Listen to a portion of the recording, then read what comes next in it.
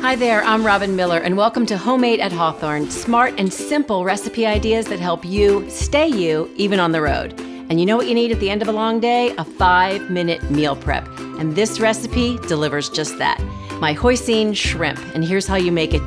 First, you take some shrimp, they can be raw or it can be cooked, and you put them on some wooden skewers. Put the shrimp in a hot pan that's been coated with a little bit of olive oil, and I'm gonna brush on some of the Hoisin sauce.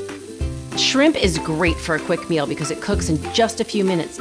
Now I'm ready to plate, and I'm gonna sprinkle with a little toasted sesame seeds. You can find these in the salad bar, or you can get them right in the spice aisle, already toasted. Look at this beautiful meal. I love to serve it with rice or some Asian noodles, and you can pull it all together in your Hawthorn Suites by Wyndham kitchen. For this and other travel-savvy recipe ideas, visit hawthorn.com/homemade.